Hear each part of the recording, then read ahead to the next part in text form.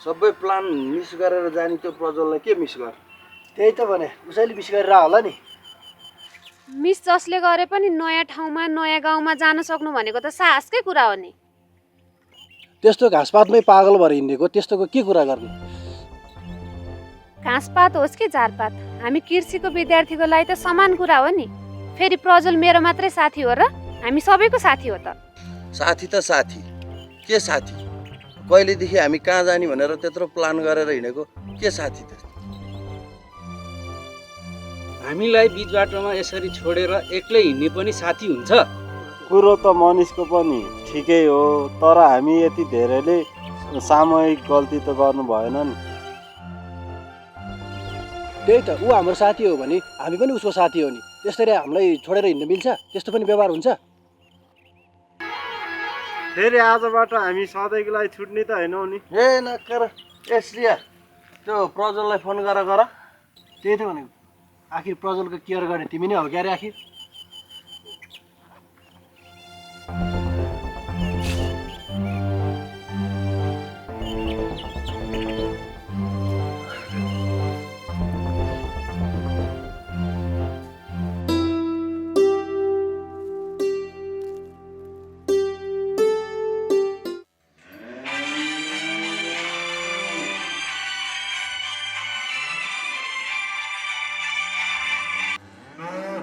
Hello, hello,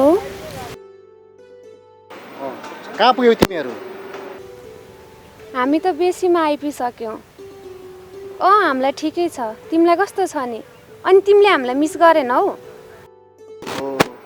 एकचोटि 10वटा question गरेपछि मैले कसरी एन्सर दिउँ? क्वेसन 10वटा होइन, 1000वटा छ तिमीसँग। क्वेसन जति भए पनि सबै साथीहरूले तिमीलाई मिस गरिरहेछौ यहाँ। दायाँ बायाँ होइन नि, त्यहाँ नेचुरल ब्युटी भन्दै फेरि गाउँको केटीहरूसँग मस्किँदै बस्लाउ। अनि सुन त, अरू कुरा मलाई थाहा भएन। त्यहाँ हामी फर्केर आउँदाखेरि जहाँ छुटेको थियौँ नि त्यहीँ भेटेर चाहिँ सँगै घर जानुपर्छ है। सरको फोनमा बोलेर सकिएन भनेको। हुन्छ ल, ओके बोस। ल हेरौँ अब तपाईँको गाई। ल हेर्नुहोस्, यो गाई पनि यसले पनि दुध राम्रो दिन्छ। अनि उयो कुनाको गाई छ नि, त्यसले पनि त्यो भर्खर ब्याएको, त्यसले पनि राम्रो दुध दिन्छ। यहाँ छ, यतातिर छ। ल सर, गाई कतिवटा छन् सबै हजुरले हेरिहाल्नु भयो। अनि म एक्लो छु भन्ने कुरा पनि थाहा पाइहाल्नु भयो। अरू पनि केही सेवा गरौँ कि? सेवा होइन, तपाईँ धेरै पौरखी हुनुहुँदो रहेछ। त्यही भएर आजबाट तपाईँ मेरो सहयोगी साथी बनिदिनु पर्यो। नजिस्काउनुहोस् न भनेको। हजुरको साथी त्यो पनि म स्वाउला र भने। झन् तपाईँ एक्लै बस्नुहुन्छ भनेर म पनि तपाईँसँगै बस्छु भन्ने सोचेको। अब तपाईँलाई अप्ठ्यारो लाग्दैन भने मेरो भन्नु केही छैन। दुध दुहेर पर डेरीसम्म लानुहुन्छ है? हो नि, त्यो पनि लुखुर लुखुर बोकेर। अनि दुधबाट बन्ने के बनाउन आउँछ त? आउँछ नि, चिया बनाउन। अरू त त्यस्तै हो। त्यस्तो भनेको होइन, दुधजन्य पदार्थहरू जस्तो दही, पनिर, चिज, मिठाईहरू पनि बनाउन आउँछ कि भनेको नि। कहाँ आउनु र सर त्यस्तो कुराहरू मलाई बनाउनलाई। दुध बेच्ने मात्र होइन, त्यस्ता दुधजन्य पदार्थहरू बनाएर आय आर्जन राम्रो हुन्छ नि। ल आउनु सर अर्को ठाउँ।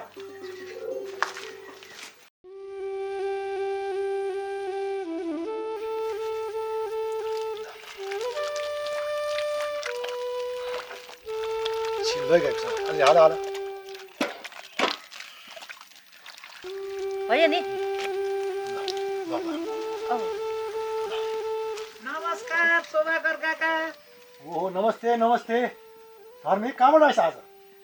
अब आउन त खेतैबाट आएको नि, तर उहाँ सरले हजुरलाई भेट्ने भन्नुभयो, त्यही भएर उहाँ सरलाई हजुरकोमा लिएर आएको। अनि उहाँ बाबु? नमस्ते, म चाहिँ कृषिको विद्यार्थी। हजुरहरूको गाउँठाउँमा कृषि बजारीकरणको के कस्तो छ भन्ने अवलोकन गर्न आएको। हो नि काका, उहाँलाई कृषि सम्बन्धी धेरै ज्ञान रहेछ। अनि उहाँले हजुरहरूको खेतीपाती पनि हेर्ने भन्नुभएको थियो, त्यही भएर उहाँलाई हजुरकोमा लिएर आएको। ल त काका, मेरो धेरै काम छ। गाई भैँसीलाई घाँस पनि हाल्नु छ। हजुरहरू गफ गर्दै गर्नुहोस् है, म चाहिँ लाग्छु। हस्। ल बाबु ल बस मुढा ल्याइदिनु न। के गर्नु बाबु, यो धर्म जे जस्तो भए पनि मनको सफा र काममा इमान्दारी छ। बस्नु न बाबु। म यतै बस्ने। बाबा अनि हजुरहरूको खेतबारी कति छ र के लगाउनु भएको छ मलाई अवलोकन गर्न मन लाग्यो। 4-5 रोप्ने जग्गामा आलु, प्याज, टमाटर अनि काउली लगाएका छौँ। लौ, बाबुले पनि कस्तो कुरा गर्नुभएको। बाबु भनेको पढे लेखा मान्छे, हामी नपढेका मान्छेसँग के सिक्नुहुन्छ र? बरु हामीले पो बाबुसँग सिक्नु पर्ला जस्तो छ, होइन त? कति कुरा पढेर मात्र होइन पढेर नि जानिन्छ नि काकी। हामीले किताबमा पढेका कुराहरू व्यवहारमा नमिल्न पनि सक्छन्। मेरो बजार व्यवस्थापनको रिसर्चको बारेमा केही पढ्यो भने हजुरहरूले सहयोग गरिदिनु होला।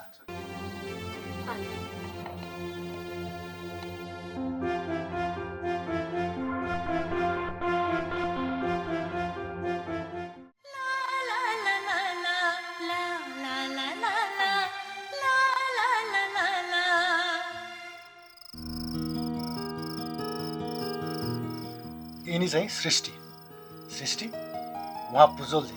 अनि नि सृष्टि, उहाँ बाबु चाहिँ कृषि बजारीकरण सम्बन्धी अनुसन्धान गर्न काठमाडौँदेखि यहाँ आउनुभएको। यसरी व्यावसायिक रूपमा कृषि खेती गर्नुभएको कति भयो? भयो नि 4 वर्ष जति। यसरी व्यावसायिक रूपमा कृषि खेती गर्ने सोच कसरी आयो तपाईँहरूलाई? बाबु, कथा धेरै लामो छ, पुरानो घाउ नकोट्यौँ होला। मतलब हामी आफैले बिर्सिन खोजेको कथालाई फेरि किन पल्टाउने बाबु? जे जस्तो भए पनि 2 बारी लगाएर वर्ष काट्थ्यौँ, तर यिनै सृष्टिको कारणले गर्दा यस्तो खेतीपातीबाट व्यावसायिक कृषि सृष्टिमा परिणत गर्न सफल भयौँ। भनेपछि सृष्टिजी पनि कृषि विषयमा अध्ययनरत हुनुहुन्छ। पढेर मात्रै केही नहुँदो रहेछ, हामी त पढेर सिकेकोहरू। त्यही त नि बाबु, गर्दै जाँदा बुझ्दै जाँदा धेरै कुरा सिकिने रहेछ। तर सुरुमा नि कहिले के नमिल्ने कहिले यता बिग्रिने कहिले उता बिग्रिने गर्दा त बाबु साह्रै हैरानी भयो, गाह्रो पनि असाध्य नै भयो। तर पनि यिनले हामीलाई कहिले निराश बन्न दिनु, बरु मनोबल बढाउने काममा निरन्तरता दिइरहन्। हो त नि, कुनै काममा निरन्तरता दिन सकेन भने सफल कसरी भइन्छ? अनि बिक्री चाहिँ कहाँ गर्नुहुन्छ? धेरै जसो बारीबाटै बिक्री हुन्छ। कहिलेकाहीँ व्यापारी लिन आएन भने कुहिन्छ, बिग्रिन्छ। यस्तै हो बाबु, अब बजारसम्म यति थोरै सामग्री लान पनि त समस्यै हुन्छ नि। समस्या त एक्लै आउँदैन, समाधान पनि सँगै लिएर आउँछ। बस धैर्य गर्नुपर्छ। बरु भोलितिर भए पनि हजुरको खेततिर यसो हेर्ने रहर थियो। भइहाल्छ नि, अब हेरेर के नै बिग्रिन्छ। त्यही त नि सृष्टि, उहाँलाई खेत हेर्ने रहर छ रे, देखाइल्याउ न। फुर्सद त छ नि तिम्रो आजसमा चाहिँ?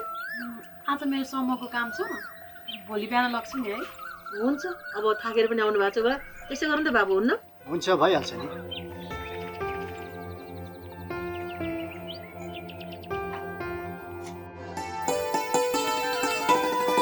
भन्नाले तपाईँ छोरी मान्छे भइकन पनि निकै साहसी हुनुहुँदो रहेछ। अब संसारको सृष्टिकर्ता नै नारी भएपछि साहसी त हुनु परि नै हाल्यो नि। फेरि म त आफ्नो मात्रै होइन, यो गाउँको सम्पूर्ण किसानलाई नै व्यावसायिक कृषितिर लगाउने लक्ष्य बोकेर हिँडेकी छु। भन्नाले परिवारसँग काम गर्दा सहज र जाँगरिलो पनि हुन्छ, होइन र? हो नि, बुवा आमाको यति धेरै साथ र सहयोग पाएको छु, त्यसैले त यति भए पनि उन्नति गर्न सकेको छु। अझै बजार व्यवस्थापन राम्रो गर्न सकेपछि बल्ल ढुक्कको सास फेर्थेँ मैले।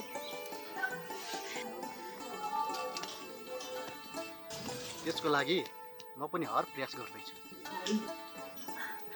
त्यही भएर त मैले मात्रै होइन, यो गाउँको सम्पूर्ण किसानले तपाईँमाथि आशा र भरोसा गरेका छन्।